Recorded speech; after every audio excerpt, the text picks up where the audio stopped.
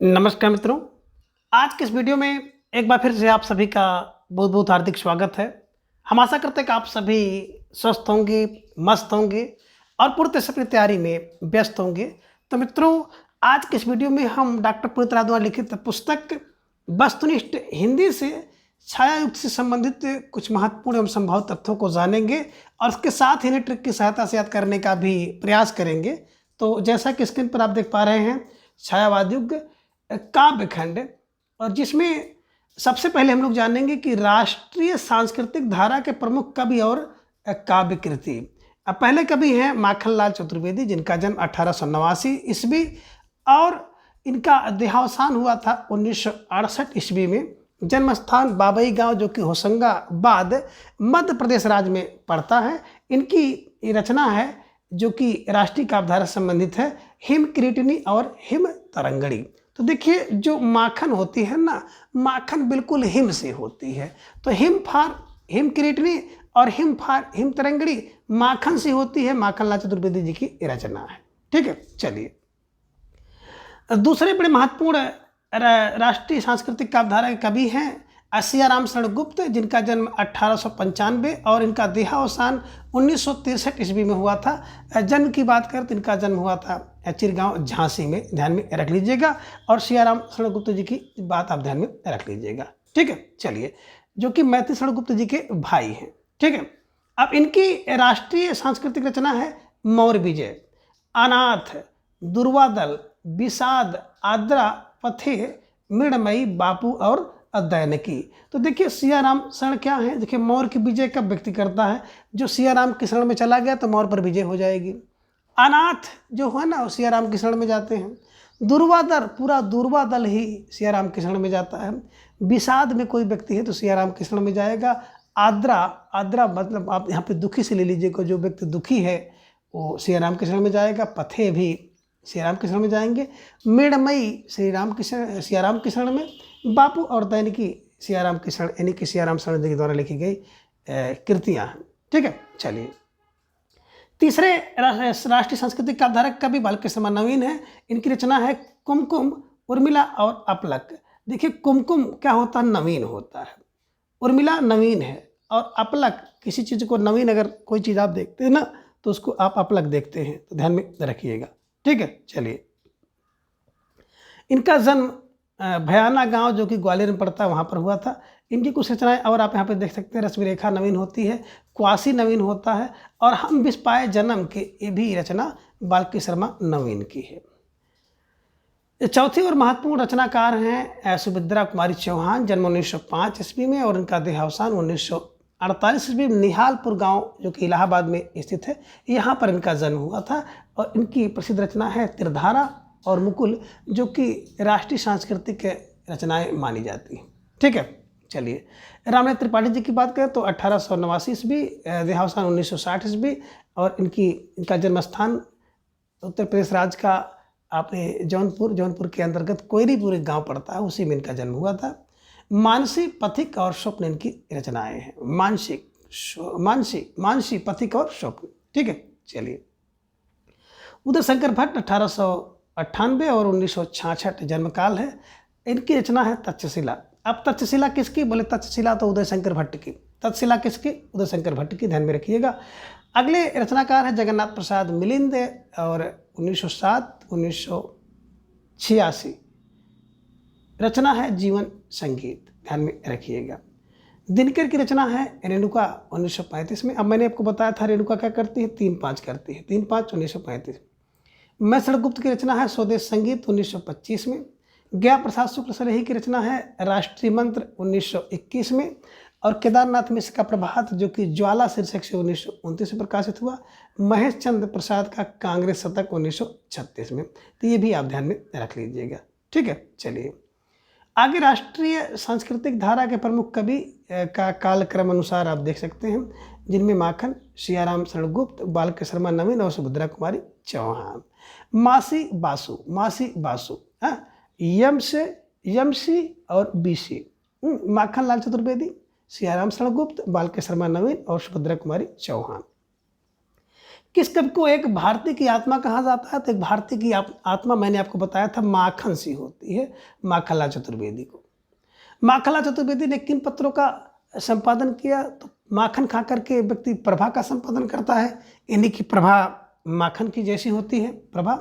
प्रताप व्यक्ति करता है माखन खा करके। और करमवीर, करमवीर करमवीर का माखन खा के व्यक्ति करमवीर बनता है ना। तो इनके प्रभा, प्रताप और करमवीर 3 प्रमुख पत्र हैं, ध्यान में रखिएगा। माखनलाल चतुर्वेदी की रचनाओं का प्रधान स्वर क्या है? तो राष्ट्र प्रेम है ना। और यहाँ पे आप देख सकते हैं कि राष्ट्र प्रेम और आत्म सम्मान की बात यहाँ पे आनी चाहिए। तो माखनलाल चतुर्वेदी द्वारा देख सकते हैं कि आत्मोत्सर्ग, राष्ट्र प्रेम और आत्मोत्सर्ग होना चाहिए। ठीक है, चलिए। सियाराम शरणगुप्त किस प्रसिद्ध कवि के अनुज थे? तो मैं शरणगुप्त, अभी चर्चा किया जा रहा था कि मैं शरणगुप्त के अनुज थे। चिरगांव झांसी में इनका जन्म हुआ था। सियाराम शरणगुप्त की पहली रचना कब प्रकाशित हुई? तो 1910 ईस्वी पे प्रकाशित हुई थी, ये भी आप ध्यान में रख लीजिएगा। और 1910 में देखिएगा ध्यान से, इंदु पत्रिका में प्रकाशित हुई थी।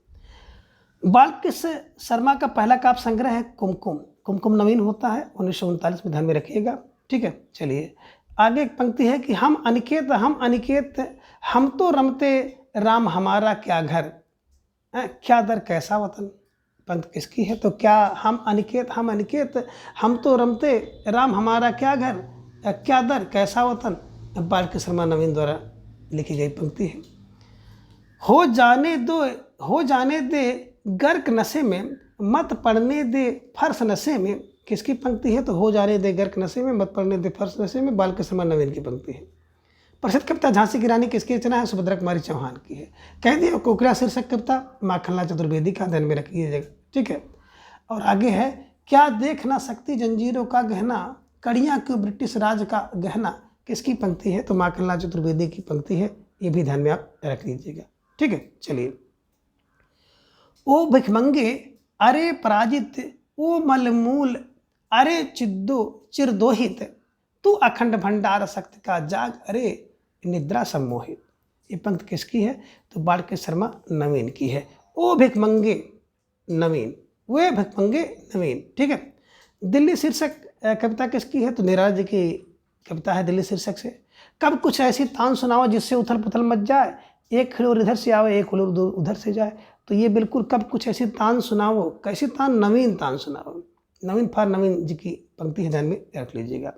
एक बार बस और नाच तो श्यामा, सामान सभी तैयार है। एक बार बस और नाच तो श्यामा, तो बात निराली हो जाएगी। निराली फार निराला जी की पंक्ति है। भारत जय विजय करे, कनक सस्य कमल धरे। पंक्ति किसकी है? तो निराला जी की है ना। भारत जय विजय करे, कनक सस्य कमल धरे। ठीक है। सखे बता दो कैसे गाऊं, अमृत मौत का नाम न हो, जगे एशिया हिले विश्व, राजनीति का नाम ना हो। राजनीति का नाम ना हो तो बिल्कुल माखन सी बात हो जाती है। माखनलाल चतुर्वेदी जी की पंक्ति है। आप प्रसिद्ध कविता पुष्प की अभिलाषा, सब लोग जानते हैं पुष्प की अभिलाषा होती है माखन से। माखनलाल चतुर्वेदी जी की कविता है, ध्यान में रखिएगा। और एक फूल की चाह सियाराम शरणगुप्त द्वारा लिखा गया है, ध्यान में रख लीजिएगा। ठीक है। मुझे तोड़ लेना बनमाली उस पथ पर तुम देना फेंक, मातृभूमि पर शीश चढ़ाने जिस पथ जाए वीरनेक। पंक्ति किसकी है? तो माखनलाल चतुर्वेदी की है। कविता है पुष्प की अभिलाषा से। ठीक है, चलिए। हिम किरीटनी हिम त्रिंगड़ी वेणुलो मुझे धरा, माता युगशरण मरण ज्वार बिजुली काजल आँच रही। आदि काव्य संग्रह किसके हैं? तो ये सब काव्य संग्रह माखनलाल चतुर्वेदी की हैं, ध्यान में रख लीजिएगा। ठीक है। मोर विजय, अनाथ, दुर्वादल, आद्रा, आत्मसर्ग, पथे, मृणमयी, बापू है ना, उन्मुख, दैनिकी, नकुल, नोआखली आदि काव्य ग्रंथ किसके हैं? तो सभी काव्य ग्रंथ सियाराम शरणगुप्त के हैं, ध्यान में रख लीजिएगा। मोर विजय, अनाथ, दुर्वादल अभी आपने देखा था ना, किसकी शरण में जाते हैं? सब सियाराम की शरण में जाते हैं। बिनवा अस्तवन किसका काव्य संग्रह है? तो बिनवा अस्तवन बालकृष्ण शर्मा नवीन का है ना। आज खड्ग की धार कुंठिता है, खाली तुरीण हुआ। तो पंक्ति किसकी है? खाली तुरीण हुआ बालकृष्ण शर्मा नवीन का है, ध्यान में रख लीजिएगा।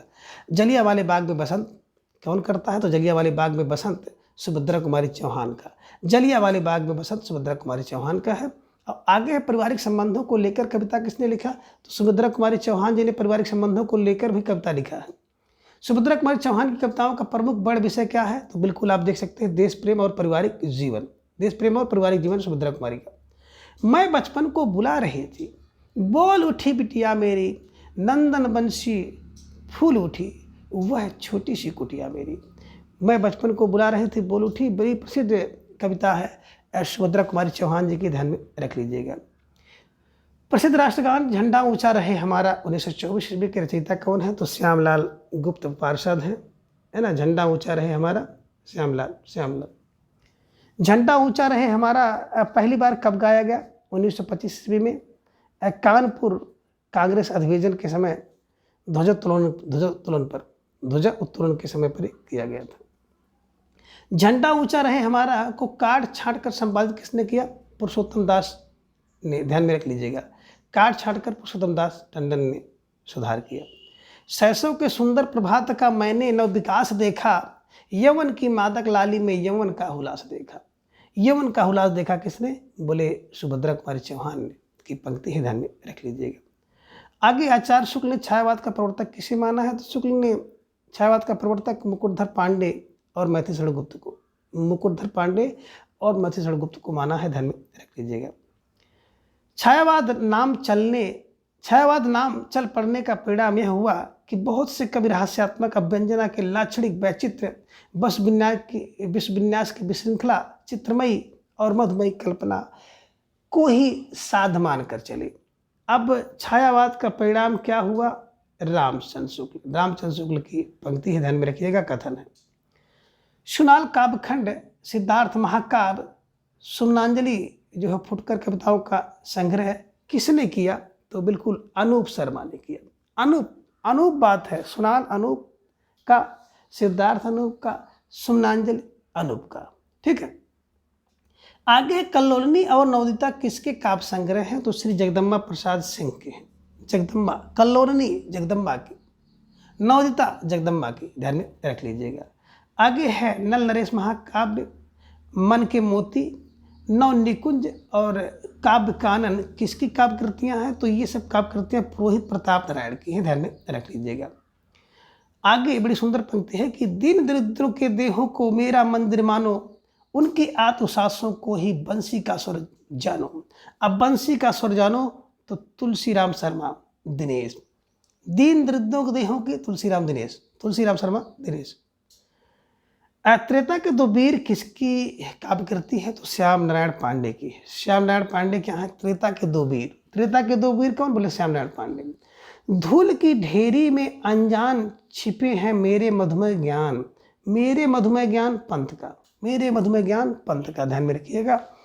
प्रेम और मस्ती की काव्यधारा के प्रमुख कवि कौन है? तो भक्ति चरण वर्मा है, दूसरे हरिवंश राय बच्चन है, तीसरा नरेंद्र शर्मा है, चौथा रामेश्वर शुक्ल आंचल है, गोपाल सिंह नेपाली, हृदय नारायण हृदय और हरिकृष्ण प्रेमी बालके शर्मा नवीन। तो बिल्कुल एक तो भगवती के चरण वाले हैं, दूसरे बच्चन हैं, तीसरे शर्मा हैं, चौथे शुक्लांचल हैं, नेपाली हैं, हृदय हैं, प्रेमी हैं और नवीन व्यक्ति हैं जो कि मस्ती और प्रेम की कविता करते हैं, ठीक है। चलिए, हम दीवानों की क्या हस्ती है, आज यहाँ कल वहाँ चले, ये पंक्ति किसकी है? तो भगवती चरण वर्मा की है। अब देखिए, भगवती के चरण के आगे हम दीवानों को क्या हस्ती है, अर्थात भगवती के चरण के आगे हम लोगों की कोई हस्ती नहीं है। ऐसे क्लू बना करके इन्हें बैठा लीजिएगा। यो शूलयुक्त यो आह आलिंगित जीवन किसका है? यो शूलयुक्त यो आह अलंकित जीवन नवीन होता है। यो शूलयुक्त यो आह अलंकित जीवन नवीन होता है। नवीन फायर बाढ़ के समय नवीन को ध्यान में रख लीजिएगा। मधुशाला, मधुबाला, मधुकलश किसकी काव्य कृति है? तो हरिवंश राय बच्चन का है, जिनका जन्म 1907 में हुआ था। इनके द्वारा लिखी गई काव्य कृति है। सूल फूल कर्ण फूल प्रभात फेरी, प्रवासी के गीत, पलाश वन आदि किसकी काव्य कृति है? तो देखिए, सूल फूल में कौन होता है? नरेंद्र शर्मा। सास सूल सास शर्मा। कर्ण फूल बिल्कुल नरेंद्र शर्मा का। प्रभात फेरी नरेंद्र शर्मा की। प्रवासी के गीत नरेंद्र शर्मा, है ना। तो ये सब ध्यान में आप रख लीजिएगा। अब आगे गोपाल सिंह नेपाली का प्रथम काव्य संग्रह उमंग है। आह अंतिम रात वहाँ बैठी रही, तुम पास मेरे, शीश कंधे पर धरे, धन कुंतलों में गात घेरे। क्षीण स्वर में कहा था, अब कब मिलोगे, अब कब मिलोगे, नारेंद्र शर्मा की पंक्ति है। नारायण शर्मा का सर्वाधिक लोकप्रिय काव्य संग्रह प्रवासी के गीत, ये भी ध्यान में आप रख लीजिएगा। नारायण शर्मा की काव्य कृतियाँ कौन सी हैं, तो एक तो प्रभात फेरी है, प्रवासी के गीत है, पलाश वन है, अग्निशस्य है, कदली वन है, सूल फूल, कर्ण फूल, मिट्टी और फूल, मनोकामनी, हंसमाला, रक्तचंदन, द्रौपदी, प्यासा निर्झर और बहुत रात गए और स्वर्ण के द्वारा लिखी गई रचना है। मधुलिका, अपराजिता, किरण बेला, करील लाल चूनर, बरसांत के बादल और विरामचंद्र किसकी काव्य कृति है, तो देखिए मधुलिका मेरे अंचल की है, अपराजिता अंचल की है, किरण बेला मेरे अंचल की, करील मेरे अंचल में, लाल चूनर मेरे अंचल में, बरसात के बादल अंचल में, विरामचिन्ह अंचल में है। अंचल फा रामेश्वर शुक्ल अंचल को ध्यान में रख लीजिएगा। वह मादकता ही क्या जिसमें बाकी रह जाए जग का भय, ये पंक्ति किसकी है, तो वह मादकता ही क्या जिसमें बच्चन की पंक्ति है। द्विवेदी युगीन काव्य की प्रतिक्रिया में किस काव्य का उदय हुआ, तो द्विवेदी युगीन काव्य की प्रक्रिया में छायावाद का उदय हुआ, ध्यान में रखिएगा। नौका विहार, परिवर्तन, भावी पत्नी के प्रति कविता किसकी है, तो ये सब पंत की है। नौका विहार पंत करते हैं, परिवर्तन पास से परिवर्तन, पास से पंत, भावी पत्नी के प्रति पंत। किस कवि का जन्म काशी के प्रसिद्ध सुगनी साहू परिवार में हुआ था, तो जयशंकर प्रसाद। ठीक है, चलिए आगे छायावादी कवि और उनकी काव्य कृतियाँ, जिनमें कवि और काव्य कृति हैं। जयशंकर प्रसाद 1890, 1937 जन्म काशी में, उर्वशी 1909 में, वन मिलन 1909 में, प्रेमराज 1909 में, अयोध्या का उद्धार 1910 में, छोकसवास 1910 में, बबुरवाहन 1911 में, कानन कुसुम 1913 में, प्रेम पथिक 1913 में, कौड़ाला 1913 में, महाराणा का महत 1914 में, झरना 1918 में, आंसू 1925 में, लहर 1933 में और कमायनी 1935 में। देखिए अब जयशंकर प्रसाद कहते हैं, उर्वशी तुम वन में प्रेम से मिलने गई थी, तो उर्वशी 3 बार 9 9 9 करती है, 9, यानी कि 3 उर्वशी, वन मिलन और प्रेम 9 में। अयोध्या का उद्धार 10 में हुआ, शोकोश्वास 10 में, बब्रुवाहन वाहन 11 में, कानन कुसुम 13, प्रेम पथिक 13, कौड़ाला 13 और महाराणा का महत झरना 1 होता है, 1 और 8 18। आंसू तो पोंछ 2 पोंछ 1925 में, लहर मैंने बताया था 1933 में, और कामायनी है ना, प्रसाद जी की जो कामायनी हो, कामना करती है एक भगवान, अब 3 5 ना हो, 3 5 ना हो, मैंने 1935। सूर्यकांत त्रिपाठी निराला की रचना है अनामिका, परिमल, गीतिका और तुलसीदास। देखिए अनामिका व्यक्ति होते हैं 2-3 थे, परिमल 30 का है, गीतिका 36 की और तुलसीदास 38 की। ठीक है, अनामिका एक नवीन 1938 में, कुकुरमुत्ता 42, अणिमा 43, बेला 46, नए पत्ते 46, अर्चना 50, आराधना 53, गीत गुंज 54 और शांत खगले 1969 एकम 70 में। ठीक है, इनका जन्म आपने देखा कि पश्चिम बंगाल के मेदिनीपुर गांव में हुआ था। ठीक है, चलिए छायावादी कवि और उनकी कुछ और कृतियां आप देख सकते हैं, जिनमें सुमित्रानंदन पंत, कौसानी ग्राम जो कि अल्मोड़ा में पड़ता है, वर्ष 1900 और इनका देहावसान 1977 में हुआ। उच्छ्वास ग्रंथ बीड़ा पल्लव गुंजन युगांत युगवाणी, ग्राम्या स्वर किरण स्वरधूल युगपथ उत्तरा अतिमा, बाणी कला और बूढ़ा चांद पलवनी रश्मि बंधन। तो इधर में रखिएगा, उच्छ्वास किस में है, किसका है, तो बोले पंत का है, ग्रंथि पंत की, बीड़ा पंत की, पल्लव पंत की, गुंजन पंत की, युगांत और एक वाणी पंत की, ग्राम्या पंत की, स्वर किरण स्वरधूल पंत का, युगपथ उत्तरा पंत का, अतिमा पंत का, बाणी पंत की, कला और बूढ़ा चांद पंत का और पलवनी रसबंधन पंत की है। चिदम्बरा इनकी प्रसिद्ध रचना है पंत जी की, पतझर, लोकायतन, महाकाव्य और एक रचना है सत्यकाम, है ना। ठीक है, चलिए आगे बड़े प्रसिद्ध कवित्री आप देख रहे हैं, महादेवी वर्मा जी का जन्म 1907 में, मृत्यु इनका 1987 में, जन्मस्थान फारुखाबाद जो कि उत्तर प्रदेश में इनका जन्म हुआ था। रचना निहार, अब निहार कैसे बोले, निहार 30 का, रश्मि 32 की, नीरजा 3-5 करती है 35 की, सांद गीत 36 की और दीप शिखा 42 की। इनका एक संग्रह है यामा 1940 में, जिसमें निहार रस नीरजा और शांत गीत के सभी गीतों का संकलन किया गया है। ध्यान में रखिएगा, कभी कभी प्रश्न बन जाता है कि महादेवी के सभी रचनाओं का संकलन किसमें है, तो यामा में है। यामा जो कि 1940 में इनके द्वारा लिखा गया था। ठीक है, चलिए छायावाद के अन्य कवि और उनकी काव्य कृतियाँ। अब अन्य कवि और उनकी काव्य कृतियों की बात अगर की जाए तो जिनमें आप सबसे पहले देख रहे हैं डॉक्टर राम कुमार वर्मा। अब डॉक्टर राम कुमार वर्मा जी का जन्म 1905, देहावसान 1990 में हुआ। इनकी रचना अंजलि, रूपरास, चित्ररेखा, चंद्रकिरण, आकाशगंगा और एकलव्य, जिनमें आकाशगंगा बड़ी प्रसिद्ध इनकी रचना है। उदय शंकर भट्ट की रचना है राका, मानसी, विसर्जन, युगदीप, अमृत और विष। मोहनलाल महतो इन्हीं की उपनाम वियोगी, जिनका रचना है निर्माल्या, एक तारा और कल्पना।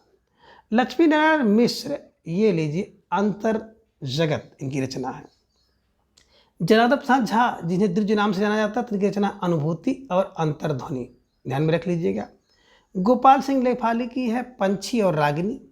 केदारनाथ मिश्र का है प्रभात, जिसे चिर स्पर्श और सेतु बंधु इनकी रचनाएं हैं।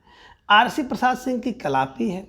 जानकी वल्लभ शास्त्री की रूप अरूप, क्षिप्रा, मेघगीत और अवंतिका। सुमित्रा कुमारी सिन्हा का है बिहाग और पंथनी। विद्यावती कोकिल की रचना है अंकुरिता और सुहागिन। ठीक है, चलिए आगे है कि महादेवी वर्मा का प्रथम काव्य ग्रंथ कौन सा है, निहार 1930 में। यामा में महादेवी वर्मा की कितनी काव्य कृतियों की कविताओं एक साथ संकलित की गई हैं, तो 4 आपने देखा, निहार, रस निर्भया और शांत गीत, है ना। चलिए किस कृत में महादेवी के समस्त काव्य से उन्हीं द्वारा चुनी हुई कविताएं संकलित हैं, तो आधुनिक कवि महादेवी में। ठीक है, चलिए मुझे दुख के दोनों रूप प्रिय हैं।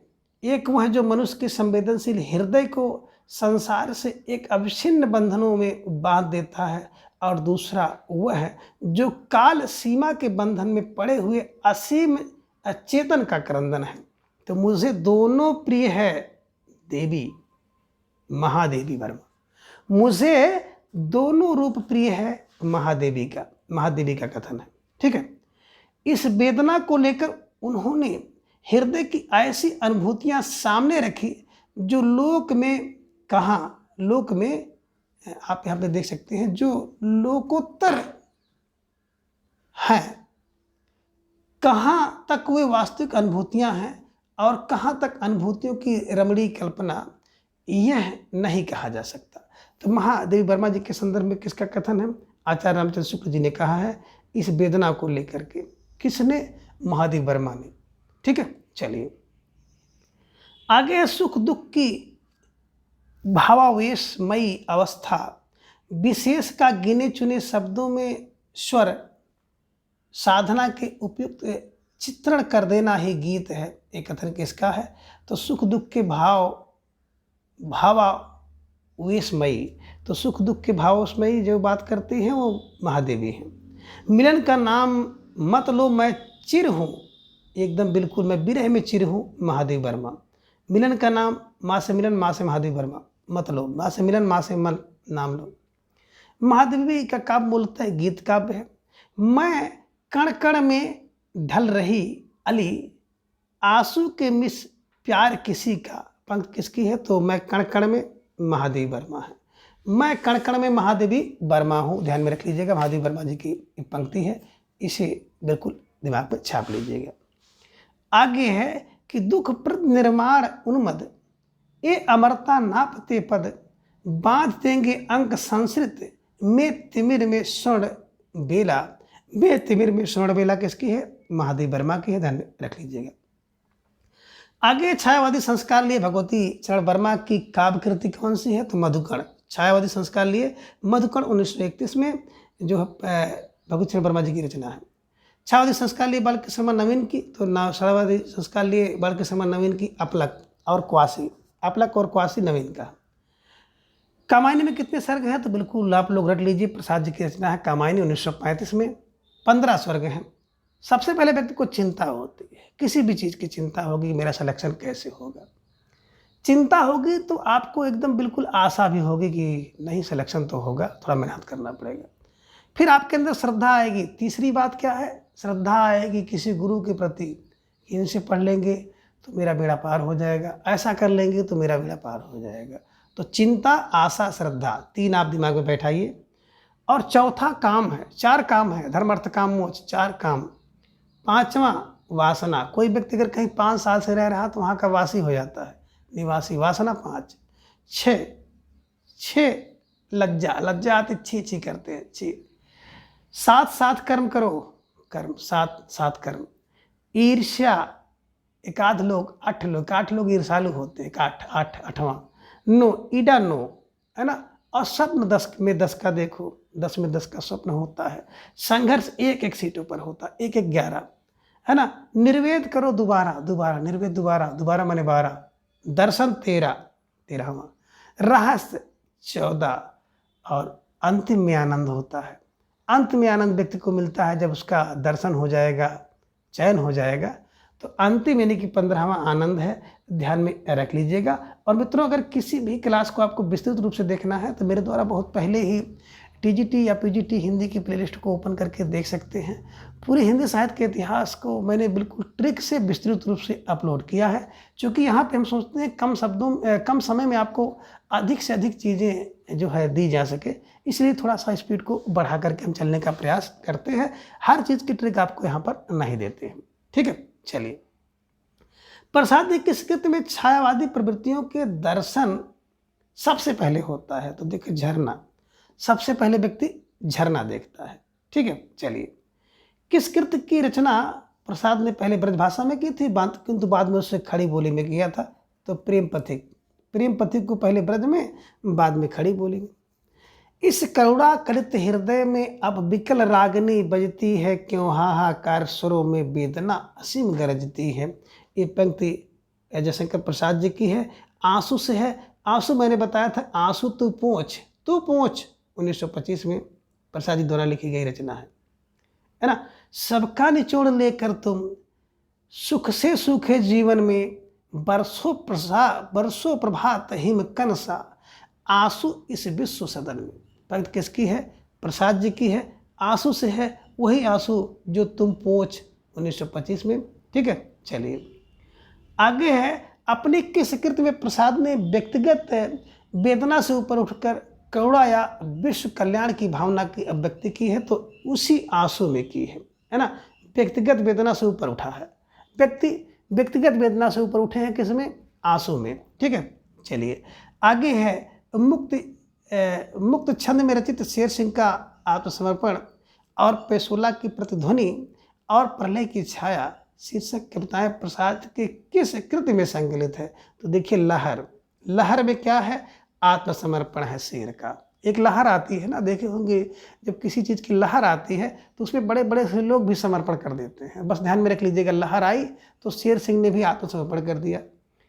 लहर आती है तो पेशोला की प्रतिध्वनि सुनाई देती है लहर में, और प्रलय की छाया, लहर से ही प्रलय की छाया होती है, ध्यान में रख लीजिएगा, ठीक है। चलिए, प्रसाद की अंतिम काव्य कृति कौन है? तो बिल्कुल कामायनी है। यही कामायनी जो कि कामना करती है भगवान 3-5 ना हो, 15 सर्ग इसमें है। अंतिम आनंद और पहला चिंता, ठीक है। चलिए, दार्शनिक दृष्टि से प्रसाद थे शैव। बचपन में जयशंकर प्रसाद का नाम क्या था? तो झारखंडी नाम था। बचपन में झारखंडी थे। कौन? शंकर जी। तो शंकर जी वैसे भी झारखंडी हैं, झारखंड में रहने वाले, ऐसे दिमाग में रख लीजिएगा। प्रसाद के गुरु कौन थे? रश्मय सिद्ध थे।